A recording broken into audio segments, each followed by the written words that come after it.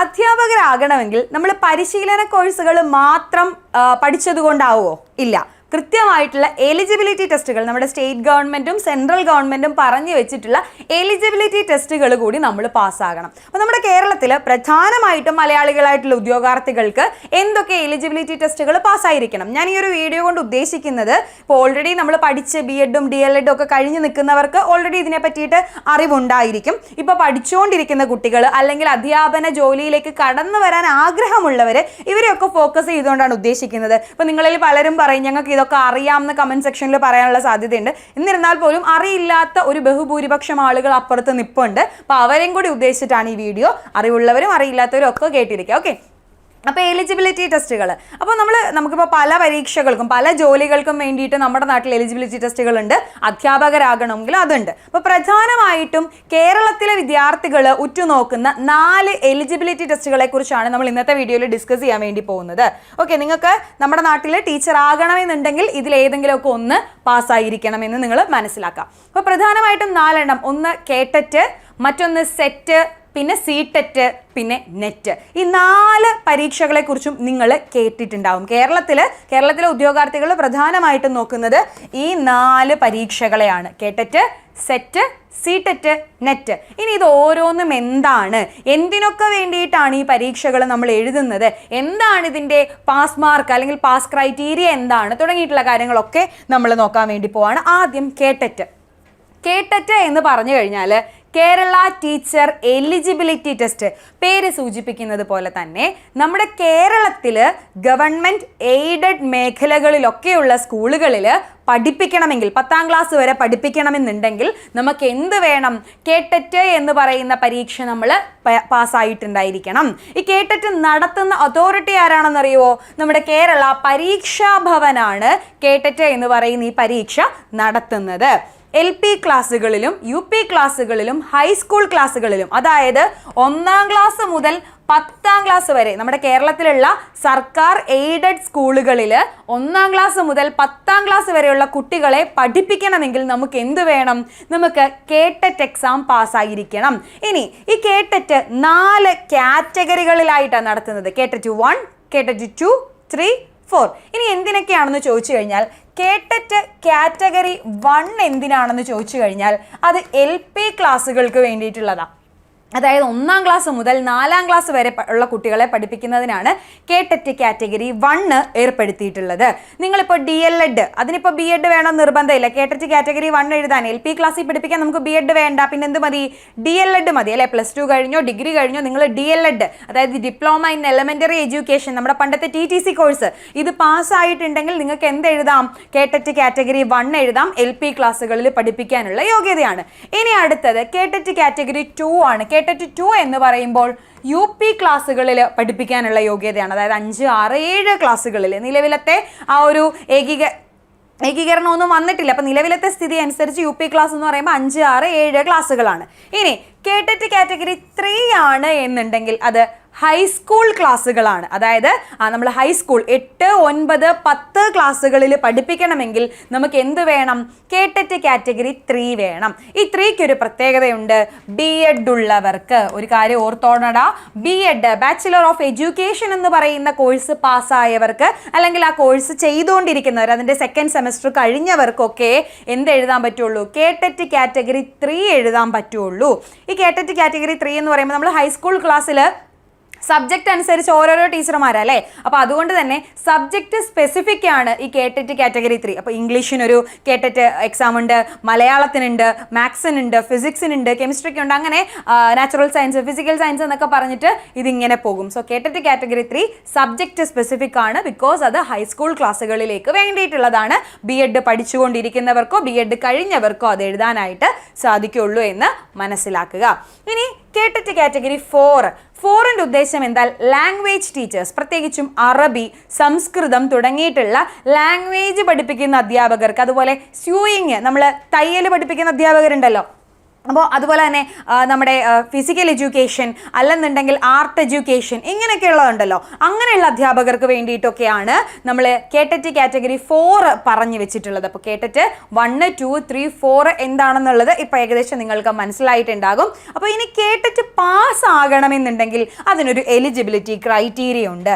എല്ലാ കേട്ടറ്റ് പരീക്ഷയും നമ്മൾ ഈ പറഞ്ഞ 4 കാറ്റഗറിയും ഏത് കാറ്റഗറി ആണെങ്കിലും 150 മാർക്കിനാണ് പരീക്ഷ നടത്തുന്നത്. ഇപ്പോൾ കേട്ടറ്റിന് മുൻകൂട്ടി നിശ്ചയിച്ച ഒരു എലിജിബിലിറ്റി ക്രൈറ്റീരിയ, ഒരു പാസ് മാർക്ക് ക്രൈറ്റീരിയ അവിടെ ഉണ്ട്. അതായത് ജനറൽ വിഭാഗക്കാർക്ക് 150-ൽ 90 മാർക്കും SC, ST, OBC വിഭാഗക്കാർക്കൊക്കെ 150-ൽ 82 മാർക്കും നേടിക്കഴിഞ്ഞാൽ കേട്ടറ്റ് പാസ്സാകാം. അത് ഏത് കാറ്റഗറി ആണെങ്കിലും അങ്ങനെ തന്നെയാണ്. അപ്പം നിങ്ങൾ 1, 2, 3, 4 ഏത് കാറ്റഗറിക്ക് വേണ്ടിയിട്ടാണ് നിങ്ങൾ തയ്യാറെടുക്കുന്നത് എന്നുണ്ടെങ്കിലും ഇത് ഒരു മാർക്കിംഗ് സിസ്റ്റമാണ്, ഈ ഒരു പാസ് മാർക്ക് സിസ്റ്റമാണ് കേട്ടറ്റിൽ ഉള്ളതെന്ന് മനസ്സിലാക്കുക. ഇനി 4 കാറ്റഗറിയുടെയും സിലബസിൽ ചെറിയ വ്യത്യാസങ്ങളൊക്കെ ഉണ്ട്. പ്രത്യേകിച്ചും എഡ്യൂക്കേഷണൽ സൈക്കോളജി ഒക്കെ വരുമ്പോഴേക്കും നമ്മൾ ഡീൽ ചെയ്യുന്ന കുട്ടികളുടെ പ്രായമൊക്കെ അനുസരിച്ച് അതിൽ ചെറിയ വ്യത്യാസങ്ങളൊക്കെ ഉണ്ട്. എന്നാൽ പോലും പാസ് മാർക്ക് ക്രൈറ്റീരിയയിൽ വലിയ വ്യത്യാസങ്ങളൊന്നും തന്നെ ഇല്ല. അപ്പോൾ ഇതാണ് കേട്ടറ്റിൻ്റെ ഒരു അവസ്ഥ എന്ന് പറയുന്നത്. കേട്ടറ്റിനെ പറ്റിയിട്ട് ഏകദേശ ധാരണ നിങ്ങൾക്ക് കിട്ടിയെന്ന് വിചാരിക്കുന്നു. ഇനി ഇതിൻ്റെ സിലബസിനെ കുറിച്ചൊക്കെ കൃത്യമായിട്ട് അറിയണം എന്നുണ്ടെങ്കിൽ ഇപ്പോൾ കേട്ടറ്റിൻ്റെ 4 കാറ്റഗറിയുടെയും സിലബസിനെ കുറിച്ച് ഡീറ്റെയിൽ ആയിട്ട് നിങ്ങൾക്ക് അറിയണമെങ്കിൽ നിങ്ങൾ കമൻറ്റ് സെക്ഷനിൽ പറഞ്ഞാൽ മതി. എന്തായാലും നമുക്കത് ഒരു ഡീറ്റെയിൽഡ് വീഡിയോ ആയിട്ട് ചെയ്യാം. കേട്ടറ്റ് മാത്രമല്ല, ഈ എലിജിബിലിറ്റി ടെസ്റ്റുകളുടെ ഒക്കെ സിലബസിനെ കുറിച്ച് നമുക്ക് വീഡിയോസ് ചെയ്യാവുന്നതാണ്. ഓക്കെ, ഇനി അടുത്തതാണ് സെറ്റ് എന്ന് പറഞ്ഞാലും നമ്മുടെ കേരളത്തിലുള്ളതാണ് കേട്ടോ. എല്ലാ സംസ്ഥാനങ്ങളിലും അതത് സംസ്ഥാന ഗവൺമെൻറ് നടത്തുന്ന സെറ്റ് പരീക്ഷകളുണ്ട്. സ്റ്റേറ്റ് എലിജിബിലിറ്റി ടെസ്റ്റ് എന്നാണ് സെറ്റിൻ്റെ പൂർണ്ണമായിട്ടുള്ള രൂപം എന്ന് പറയുന്നത്. നമ്മുടെ കേരളത്തിൽ LBS സെൻറ്റർ ആണ് നമ്മുടെ പാരാമെഡിക്കൽ കോഴ്സുകളുടെയൊക്കെ അഡ്മിഷൻ കാര്യങ്ങൾ അതിൻ്റെ ചുമതലയുള്ള LBS സെൻറ്റർ നിങ്ങൾ കേട്ടിട്ടുണ്ടാകും. അപ്പോൾ ഈ LBS സെൻറ്റർ ആണ് നമ്മുടെ നാട്ടിൽ സെറ്റ് പരീക്ഷ നടത്തുന്നത്.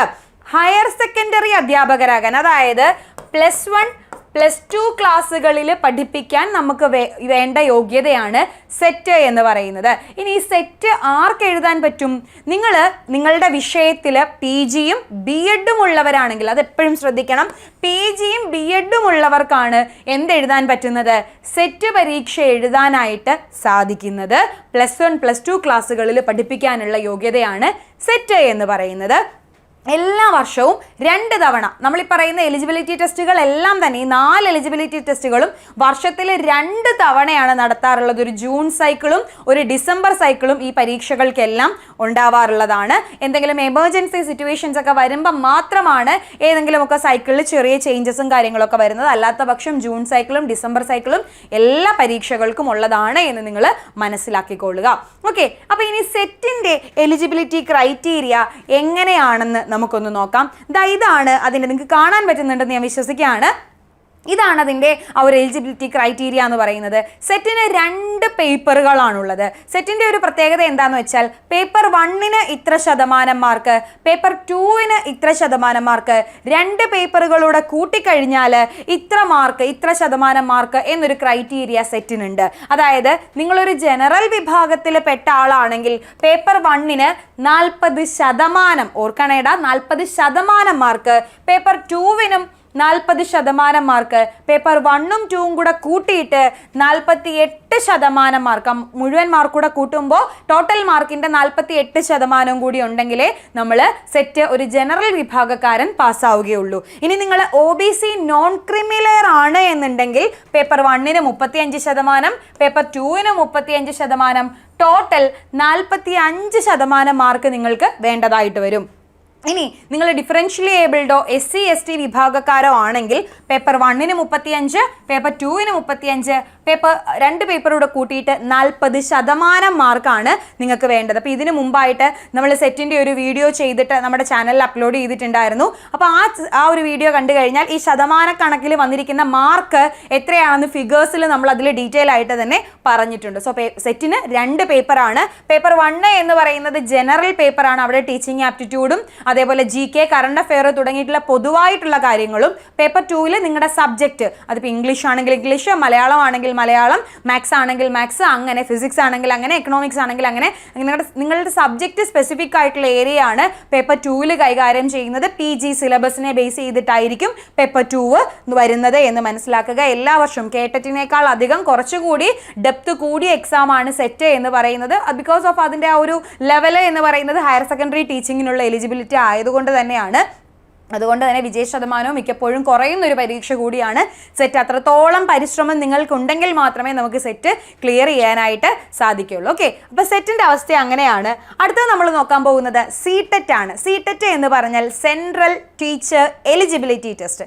അതായത് കേരളത്തിലും അല്ലെങ്കിൽ കേരളത്തിന് പുറത്തും ഇന്ത്യയിൽ എവിടെയുമുള്ള കേന്ദ്ര ഗവൺമെൻറ് അംഗീകൃതമായിട്ടുള്ള സ്കൂളുകളിൽ, അതായത് കേന്ദ്രീയ വിദ്യാലയങ്ങൾ, ജവഹർ നവോദയ വിദ്യാലയങ്ങൾ, ഇങ്ങനെയുള്ള സ്കൂളുകളിലേക്ക് നിങ്ങൾ ജോലി നോക്കുന്നുണ്ടെങ്കിൽ നിങ്ങൾ തീർച്ചയായിട്ടും എഴുതിയിരിക്കേണ്ട പരീക്ഷയാണ് സെൻട്രൽ ടീച്ചർ എലിജിബിലിറ്റി ടെസ്റ്റ്. നമ്മുടെ മിക്കപ്പോഴും നമുക്കിപ്പോൾ ഒരു KVS എക്സാം ഇപ്പോൾ നടന്നുകൊണ്ടിരിക്കുകയാണ്. Tier 1 എക്സാം കഴിഞ്ഞു, Tier 2 എക്സാം നടന്നുകൊണ്ടിരിക്കുകയാണ് കേന്ദ്രീയ വിദ്യാലയത്തിലേക്ക്.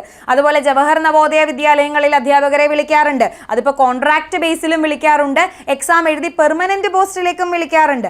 അപ്പോൾ അങ്ങനെയുള്ള പരീക്ഷകളൊക്കെ നല്ല ഓപ്പർച്യൂണിറ്റിയാണ്. അതൊക്കെ സെൻട്രൽ ഗവൺമെൻറ്റിൻ്റെ കീഴിലുള്ള സ്കൂളുകളിൽ പഠിപ്പിക്കാൻ പറ്റുന്നു. നല്ല സാലറി സ്കെയിൽ, നല്ല ഡിഗ്നിറ്റി ഉള്ള പോസ്റ്റ്, നിങ്ങൾക്ക് സ്റ്റാഫ് ക്വാർട്ടേഴ്സ് അടക്കമുള്ള ആനുകൂല്യങ്ങളൊക്കെ അനുവദിച്ചുകൊണ്ടുള്ള ഒരു സിസ്റ്റമാണ് ഈ പറയുന്ന സ്കൂളുകളിൽ, കേന്ദ്രീയ വിദ്യാലയങ്ങളിലും നവോദയ വിദ്യാലയങ്ങളിലും. അപ്പോൾ അവിടെയൊക്കെ പോകണമെന്നുണ്ടെങ്കിൽ നമുക്ക് എന്ത് വേണം? സെൻട്രൽ ടീച്ചർ എലിജിബിലിറ്റി ടെസ്റ്റ്, അതായത് CTET പാസ്സായിരിക്കണം. ഇനി നമ്മുടെ നാട്ടിൽ കേരളത്തിൽ തന്നെയാണെങ്കിലും ചില മുൻനിര CBSE സ്കൂളുകളിലൊക്കെ ഈ ഒരു എക്സാം നിങ്ങൾ പാസ്സായിട്ടുണ്ടോ എന്ന് ചോദിക്കാറുണ്ട്. നല്ല മാനേജ്മെൻറ്റിൻ്റെ കീഴിലുള്ള CBSE അൺഎയ്ഡഡ് സ്കൂളുകളിലൊക്കെ നമുക്ക് ഈ ഒരു എക്സാം പാസ്സായിട്ടുള്ളത് ഒരു അഡ്വാൻറ്റേജ്, ഒരു ആഡഡ് അഡ്വാൻറ്റേജ് തന്നെയാണ്. അപ്പോൾ ഈ എക്സാം നടത്തുന്നത് CBSE ആണ്, നമ്മുടെ central board of secondary education. CBSE ആണ് CTET പരീക്ഷ നടത്തുന്നത്.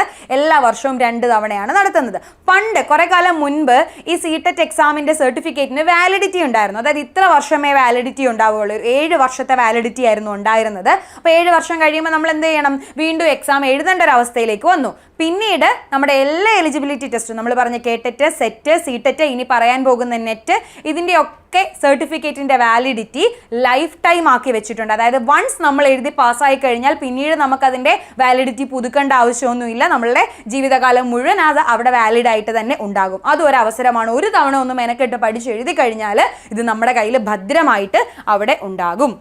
നമ്മൾ പറഞ്ഞു കേന്ദ്രീയ വിദ്യാലയങ്ങളിലും ജവഹർ നവോദയ വിദ്യാലയങ്ങളിലുമൊക്കെയാണ് നമുക്ക് ജോലി നോക്കാൻ ഇഷ്ടമെന്നുണ്ടെങ്കിൽ, പ്രത്യേകിച്ചും ഇപ്പോൾ കേരളത്തിൽ തന്നെ ഇപ്പോൾ കേന്ദ്രീയ വിദ്യാലയങ്ങളും നവോദയ വിദ്യാലയങ്ങളും ഉണ്ട്. ഇനി അതല്ല കേരളത്തിന് പുറത്ത് മറ്റേതെങ്കിലും സംസ്ഥാനത്തൊക്കെ നമുക്ക് പോയി ജോലി ചെയ്യാൻ താല്പര്യമുണ്ട്, അതും ഒരു സെൻട്രൽ ഗവൺമെൻറ് ജോലി എന്നൊക്കെയാണെന്നുണ്ടെങ്കിൽ നമുക്ക് ഈ പരീക്ഷ എഴുതി വെക്കുന്നത് എന്തുകൊണ്ടും നല്ലതായിരിക്കും. ഇനി നമ്മുടെ CTET പരീക്ഷ 2 തരത്തിലാണ് നടത്തുന്നത്, പേപ്പർ 1ഉം പേപ്പർ 2ഉം. പേപ്പർ 1 എന്ന് പറയുന്നത് പ്രൈമറി ക്ലാസ്സുകളിൽ പഠിപ്പിക്കാനും, പേപ്പർ 2 എന്ന് പറയുന്നത് അപ്പർ പ്രൈമറി ക്ലാസ്സുകളിൽ, അതായത് 1 മുതൽ 5 വരെയുള്ള ക്ലാസ്സുകളിൽ പഠിപ്പിക്കാനാണ് പേപ്പർ 1 പരീക്ഷ നിങ്ങൾ എഴുതുന്നത്. 6 മുതൽ 8 വരെയുള്ള ക്ലാസ്സുകളിൽ പഠിപ്പിക്കാനൊക്കെയാണ് പേപ്പർ 2 പരീക്ഷയും നിങ്ങൾ എഴുതുന്നത്. അപ്പോൾ CTETൻ്റെ കാര്യവും അങ്ങനെയാണ്. ഇനി CTETൻ്റെ എലിജിബിലിറ്റി ക്രൈറ്റീരിയ പറ്റി ഒന്ന് നോക്കാം. CTET പരീക്ഷയും 150 മാർക്കിലാണ് നടത്തുന്നത്. ജനറൽ വിഭാഗക്കാർക്ക് 60%, അതായത് 90 മാർക്ക്. നമ്മൾ KTET പറഞ്ഞതുപോലെ തന്നെയാണ്. നിങ്ങൾ SC, ST, OBC, PWD, അതായത് ഫിസിക്കലി ഡിസേബിൾഡ് ആയിട്ടുള്ള ആളുകളൊക്കെ ആണെന്നുണ്ടെങ്കിൽ നിങ്ങൾക്ക് 150ൻ്റെ 55% മാർക്ക്, അതായത് 82 മാർക്ക് മതിയാകും എന്ത് ചെയ്യാനായിട്ട്? CTET പാസ്സാകാനായിട്ട്. അപ്പോൾ ഇതൊക്കെ ഒന്ന് അറിഞ്ഞു വെച്ചോളുക. ഇപ്പോൾ B.Ed ഒക്കെ ചെയ്യുന്നവർ അല്ലെങ്കിൽ DL.Ed ഒക്കെ പഠിക്കുന്ന കുട്ടികളാണ് എന്നുണ്ടെങ്കിൽ നിങ്ങളിത് അറിഞ്ഞു വെക്കുക. അല്ലെങ്കിൽ B.Edനൊക്കെ ഡിഗ്രി ഒക്കെ അങ്ങോട്ട് കഴിഞ്ഞ് B.Edന് അഡ്മിഷൻ എടുക്കാൻ പോകുന്നവരാണെങ്കിൽ നിങ്ങൾ എന്ത് ചെയ്യുക? ഇത് ഒന്ന് അറിഞ്ഞു വെക്കുക. ഇത് അറിഞ്ഞു വെച്ചാൽ നിങ്ങൾക്ക് അതനുസരിച്ച് നിങ്ങളുടെ ആ ഒരു ഫസ്റ്റ് ഇയറിലെ തന്നെ പഠിച്ചു തുടങ്ങാം. സെക്കൻഡ് സെമസ്റ്റർ കഴിയുമ്പോൾ നിങ്ങൾക്ക് ഈ പരീക്ഷകളൊക്കെ എഴുതാനായിട്ട് സാധിക്കും. ഇനി അടുത്തതാണ് നെറ്റ്. കോളേജ് അധ്യാപകരാകാനായിട്ട് ആഗ്രഹിക്കുന്നവർക്ക് വേണ്ടിയിട്ടുള്ള എലിജിബിലിറ്റി ടെസ്റ്റാണ് നെറ്റ്, നാഷണൽ എലിജിബിലിറ്റി ടെസ്റ്റ് എന്ന് നമ്മൾ പറയും. നെറ്റ് 2 തരത്തിലാണ് നടത്താറുള്ളത്.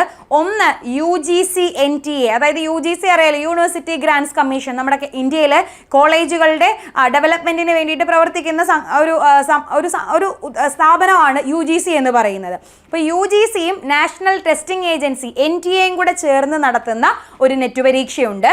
അത് മാനവിക വിഷയങ്ങൾക്ക്, അതായത് ആർട്സ് വിഷയങ്ങൾക്കൊക്കെ വേണ്ടിയിട്ട്, ആർട്സ് അതുപോലെ കൊമേഴ്സ് വിഷയങ്ങൾക്കൊക്കെ ആയിരിക്കും UGC NTA നടത്തുന്ന നെറ്റ് വരാറുള്ളത്.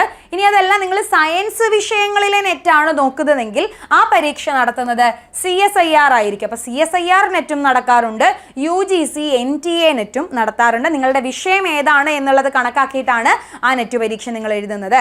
മറ്റു 3 പരീക്ഷകൾ നമ്മൾ ഈ പറഞ്ഞ കേട്ടറ്റും സെറ്റും സീറ്ററ്റും ഒക്കെ മുൻകൂട്ടി നിശ്ചയിച്ച കട്ട് ഓഫ് ഉണ്ട്. സോ അത് ലക്ഷ്യമാക്കി നമ്മൾ പഠിച്ചാൽ മതി. പക്ഷേ നെറ്റ് അതിപ്പോൾ NTA നടത്തുന്ന നെറ്റ് ആണെങ്കിലും CSIR നടത്തുന്ന നെറ്റ് ആണെങ്കിലും മുൻകൂട്ടി നിശ്ചയിച്ച കട്ട് ഓഫ് ഇല്ല. പരീക്ഷ എഴുതുന്നവരുടെ എണ്ണം, എക്സാമിൻ്റെ കാഠിന്യ നിലവാരം, ഇതിനെയൊക്കെ അടിസ്ഥാനപ്പെടുത്തി ഓരോ തവണയും കട്ട് ഓഫ് മാറിക്കൊണ്ടേയിരിക്കും എന്ന് മനസ്സിലാക്കുക. നിങ്ങൾ കോളേജിൽ പഠിപ്പിക്കാൻ വേണ്ടി മാത്രമല്ല, കോളേജുകളിൽ പഠിപ്പിക്കാൻ, PhD നിങ്ങൾക്ക് ഗവേഷണം നടത്താൻ, ജൂനിയർ റിസർച്ച് ഫെലോഷിപ്പ് സെൻട്രൽ ഗവൺമെൻറ്റിൽ നിന്ന് കിട്ടുന്ന ഫെലോഷിപ്പ് കിട്ടാനും ഒക്കെ ഈ പരീക്ഷയാണ് എഴുതേണ്ടത്. ഇതിനോടകം അറിയാം. ഇത് എഴുതണമെങ്കിൽ B.Ed നിർബന്ധമില്ല. നമുക്ക് കോളേജിൽ പഠിപ്പിക്കാൻ നമ്മുടെ നാട്ടിൽ B.Ed നിർബന്ധമില്ല. PGയും 55% കുറയാത്ത PGയും ഈ പരീക്ഷയും മതിയാകും എന്ന് നിങ്ങൾ മനസ്സിലാക്കുക. ഇപ്പോൾ PhD ഒക്കെ നിർബന്ധമാക്കണം എന്നൊക്കെ പറയുന്നുണ്ട്. അതൊക്കെ പോകെ വരട്ടെ. എന്നാലും നിലവിൽ ഇന്ത്യയിലെ കോളേജിൽ പഠിപ്പിക്കാനുള്ള UGC നിഷ്കർഷിച്ചിട്ടുള്ള യോഗ്യത 55% കുറയാത്ത PGയും ആ ബന്ധപ്പെട്ട വിഷയത്തിലെ നെറ്റുമാണ് എന്ന് മനസ്സിലാക്കുക. ഇനി നെറ്റ് പരീക്ഷയ്ക്ക് 2 പേപ്പറാണുള്ളത്. പേപ്പർ 1ഉം പേപ്പർ 2ഉം 2 പേപ്പറുകളൂടെ കൂട്ടിയിട്ട് നമുക്ക് ഒരു 300 മാർക്കിൻ്റെ പരീക്ഷയാണ് വരുന്നത്. ഒരു ക്വസ്റ്റ്യന് 2 മാർക്ക് വീതമാണ് നെറ്റിന് ആ ഒരു മാർക്കിംഗ് സ്കീം വന്നേക്കുന്നത്. പേപ്പർ 1 എന്ന് പറയുമ്പോൾ ജനറൽ പേപ്പർ, അവിടെ ടീച്ചിങ് ആപ്റ്റിറ്റ്യൂഡ്, റിസർച്ച് ആപ്റ്റിറ്റ്യൂഡ് തുടങ്ങിയിട്ടുള്ള കാര്യങ്ങളാണ് അവിടെ വരുന്നത്. അതുപോലെ ഹയർ എഡ്യൂക്കേഷൻ സിസ്റ്റം, കമ്മ്യൂണിക്കേഷൻ, ഇങ്ങനെയുള്ള കാര്യങ്ങളൊക്കെ പേപ്പർ 1ൽ വരുന്നു. പേപ്പർ 1ൽ നമുക്കൊരു 50 ചോദ്യങ്ങൾ ഉണ്ടായിരിക്കും. 50 ചോദ്യങ്ങളിൽ ഒരു ചോദ്യത്തിന് 2 മാർക്ക് വീതം 100 മാർക്കായിരിക്കും പേപ്പർ 1ൻ്റെ മാർക്ക് വരുന്നത്. പേപ്പർ 2 എന്ന് പറയുമ്പോൾ നിങ്ങളുടെ സബ്ജക്റ്റ് ആയിരിക്കും. അത് നമ്മൾ നേരത്തെ പറഞ്ഞ പോലെ മലയാളം, ഇംഗ്ലീഷ്, മാത്സ് എന്ത് വേണമെങ്കിലും ആകാം. പേപ്പർ 2 എന്ന് പറയുമ്പോഴത്തേക്കും നമുക്ക് ഇപ്പോൾ ഞാനീ പറയുന്നത് UGC NTA നെറ്റിൻ്റെ കാര്യമാണ് പറയുന്നത്. പേപ്പർ 2 എന്ന് പറയുമ്പോഴേക്കും 100 ചോദ്യങ്ങളാവുക ഉണ്ടാവുക. ഒരു ചോദ്യത്തിന് 2 മാർക്ക് വീതം 200 മാർക്കാണ് പേപ്പർ 2ൽ നിന്ന് കിട്ടുക. അങ്ങനെ മൊത്തത്തിൽ 300 മാർക്കിലാണ് നെറ്റിൻ്റെ ടോട്ടൽ മാർക്ക് വരുന്നത്. ഈ 300 മാർക്ക് ഒന്നിച്ച് കൂട്ടിയിട്ട് ഈ 300ൽ എത്ര മാർക്ക് കിട്ടിയാൽ നിങ്ങൾ പാസ്സാകും, ഇത്ര പെർസെൻറ്റേജിൽ കിട്ടിയാൽ നിങ്ങൾ പാസ്സാകും എന്നുള്ള സിസ്റ്റമാണ്, മാർക്കിംഗ് സിസ്റ്റമാണ് നെറ്റിൽ ഫോളോ ചെയ്യുന്നത്.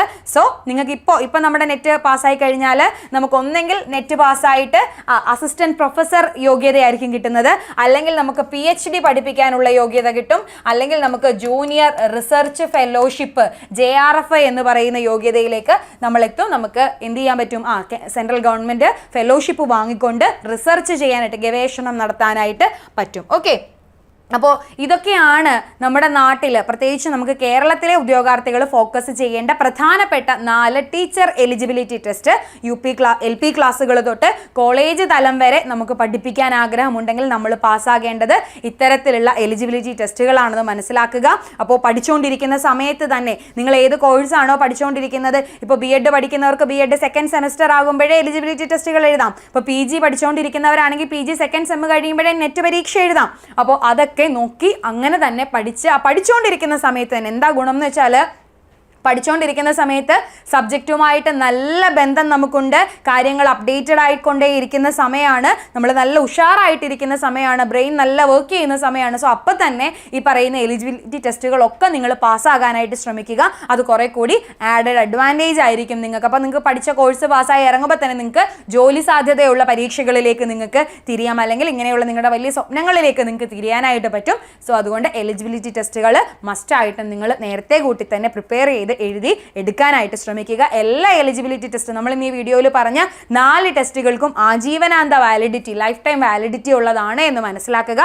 വർഷത്തിൽ 2 തവണ 2 സൈക്കിളിലായിട്ടാണ് ഈ പരീക്ഷകൾ നടത്താറുള്ളത്. ഇനിയിപ്പോൾ എക്സാമിനെ കുറിച്ച് കൂടുതൽ ഡൗട്ടുകളും ഇതിൻ്റെ സിലബസിനെ കുറിച്ചൊക്കെ കൂടുതൽ ഡൗട്ടുകൾ ഉണ്ടെങ്കിൽ നിങ്ങൾ കമൻറ്റ് സെക്ഷനിൽ ചോദിക്കുക. ഓൾസോ ഇതുപോലെ നമ്മുടെ ടീച്ചിങ്ങുമായിട്ട് ബന്ധപ്പെട്ട് അല്ലെങ്കിൽ എലിജിബിലിറ്റി ടെസ്റ്റുകളുമായി ബന്ധപ്പെട്ട് എന്ത് സംശയങ്ങളുണ്ടെങ്കിലും നിങ്ങൾക്ക് ഈ ഒരു ചാനൽ എന്ന് പറയുന്നത് വളരെ ഉപകാരപ്രദമായിരിക്കും. അപ്പോൾ ചാനൽ സബ്സ്ക്രൈബ് ചെയ്ത് വെക്കുക. അപ്പോൾ അതുപോലെ തന്നെ നമ്മുടെ കമൻറ്റ് സെക്ഷനിലും ചോദിക്കുക. നിങ്ങളുടെ ഡൗട്ട് എന്തുണ്ടെങ്കിലും കമൻറ്റ് സെക്ഷനിൽ ചോദിക്കുക. റിപ്ലൈ തരാനായിട്ട് ഞാനും നമ്മുടെ പ്രിയപ്പെട്ട അധ്യാപകരൊക്കെ ഉണ്ടാകും. സോ അടുത്ത വീഡിയോയിൽ വീണ്ടും കാണാം. Thank you.